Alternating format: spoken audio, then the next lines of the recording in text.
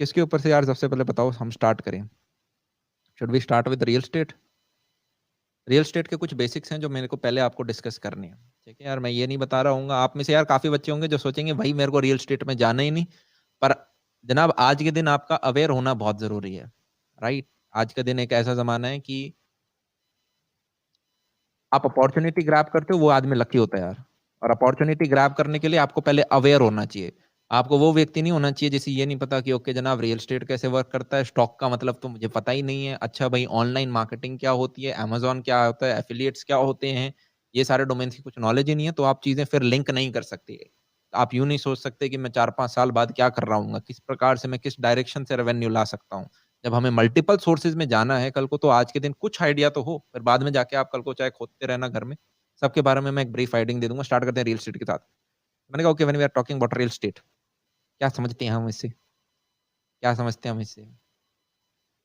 मैंने कहा यार देखो, मान लो जैसे कहानी सुनाता हूँ। मेरी एक दोस्त है, ठीक है, तो उसने कहा यार मेरे पास लगभग 1 करोड़ की सेविंग है और मैं उससे एक अपार्टमेंट लेना चाहता हूँ। तो मैंने कहा ठीक है, तो हमारे यहाँ पे अपार्टमेंट हो गया कॉस्ट का 1 CR।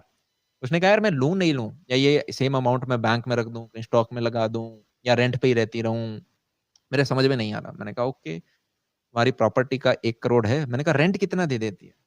तो उन्होंने कहा यार रेंट जो है वो लगभग लगभग उसका आ जाता है 20,000 रुपए पर मंथ। मैंने कहा 20,000 आ जाता है, अच्छा तो क्या मैं बोल सकता हूँ यार उस प्रॉपर्टी से 1 साल के अंदर कितनी अर्निंग हो जाएगी? 20,000 इंटू 12। तो अगर मैं यहाँ पे अपना कॉस्ट वर्सेज रेंट, या फिर इसे आप चाहो तो कॉस्ट अपॉन अर्निंग रेशियो भी बोल सकते हो, जो मेरा कॉस्ट अपॉन अर्निंग रेशियो है, इसको आप जब करोगे कितना निकल के आ रहा है जरा चेक करना। ये आपका समवेयर आएगा 1 CR डिवाइडेड बाय 2.4 lakhs। ठीक है, विच इज नथिंग बट 42/1। 42/1 का मतलब क्या मैं ये समझ सकता हूं कि जब आपने 42 रुपीज इन्वेस्ट किए, वो 42 रुपीज ने 1 साल में आपको एक एक्स्ट्रा रुपया कमा के दिया। क्या मैं ये समझ पा रहा हूँ? इन 42 रुपीज ने 1 साल में आपको 1 रुपया कमा के दिया। मैंने कहा वेल एंड गुड, इससे अच्छा तो बैंक में नहीं रख लूं। भैया बैंक में क्या होता है? मैंने कहा बैंक में अगर आप 100 रुपए रखते हो, ठीक है, तो आज के दिन क्या परसेंट चल रहा है आपका यार? FD वगैरह का 6-7% के लगभग चल रहा है। 7 ले लूं फॉर एग्जाम्पल, 6 ले लूं, बताओ क्या लूं? 6 ले लेते हैं, चलो और कम ले लेते हैं। मैंने कहा वो 6 रुपीज आपकी वहां पे बैंक से अर्निंग होती है।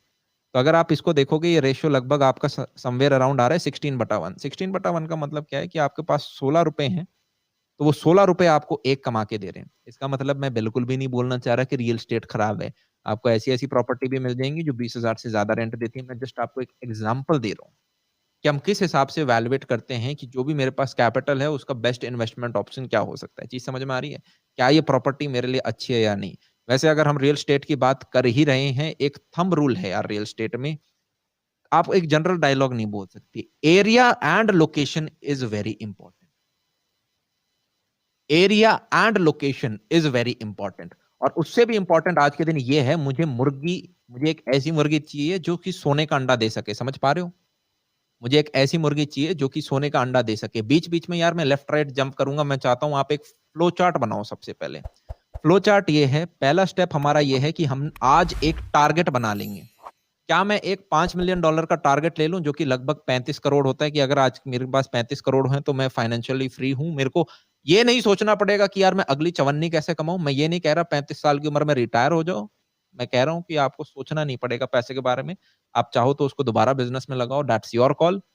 और 35 CR इज दैट अमाउंट? मैंने कहा यस, ये चीज मेरे को समझ में आ रही है। सेकंड ये है कि हम क्या करें। मैंने कहा अभी मैं थोड़ी देर में आपको बताऊंगा आप पैसे कैसे कमा सकते हो। आप ऑलरेडी एजुकेशन के अंदर हो, साथ में हम कुछ और चीजें भी कर सकते हैं, पर जो भी आप पैसा कमाओ उसका 40% आपको सेव करना है। 40 to 50% आपको सेव करना है। That this thing is very important. गरीबों की तरह आपको रहना है। और इसके पीछे यार एक रीजन है, ये बहुत मुश्किल है। आपको लग रहा होगा मैं 50% में अपना खर्चा निकाल लूंगा, 50% बचा लूंगा, ऐसा नहीं है। मान लो आज के दिन एक व्यक्ति 1 करोड़ कमाता है, भैया करोड़ से कम में बात नहीं करोगे क्या? मैंने कहा करेंगे, पर एग्जाम्पल तो लेने दो मुझे। मैंने कहा आज के दिन मान लो एक व्यक्ति 1 करोड़ कमाता है 1 साल का, उसके ऊपर टैक्स पता है कितना लगेगा? 30% टैक्स लगेगा। और गलती से अगर वो व्यक्ति GST वगैरह रिलेटेड बिजनेस में है तो प्लस 18% टैक्स और लगेगा। क्या मैं बोल सकता हूँ इस व्यक्ति पे 48% टैक्स लगा है? मजाक से हटके बात हो रही है, 48% टैक्स। वैसे काफ़ी सिनेरियोज़ में यार अगर आपका नॉर्मल है तो आप 30% में भी हो जाते हो, तो मैंने कहा यार एक एवरेज लेने के लिए हर टाइप का क्या मैं इसको 40% लिख दूँ? ब्रैकेट 30% का है पर यार जीएसटी-वीएसटी सब मिला के 40 लिख दूँ? लगभग 40 लाख आपने टैक्स में दे दिया। अब मुझे बताओ 1 करोड़ का 50% कितना होता है? 50% आपको बचाना है। मैंने कहा 50 लाख, तो 50 लैक्स आपने सेव कर लिया। अब आप मुझे ये बताओ आपके बैंक में कितना पड़ा है आपकी खर्चे के लिए? कितना आप मैंने कहा आप सिर्फ 10 लाख में आपको अपना पूरे साल का खर्चा निकालना है। अगर 10 लाख में आपको पूरे साल का खर्चा निकालना है, मुझे बताओ क्या आप गाड़ी अफोर्ड कर सकते हो? मैंने कहा नहीं, आप गाड़ी अफोर्ड नहीं कर सकते।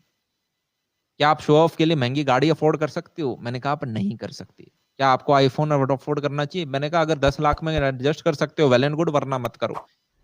पर ये चीज़ यार हमें नहीं समझ में आती।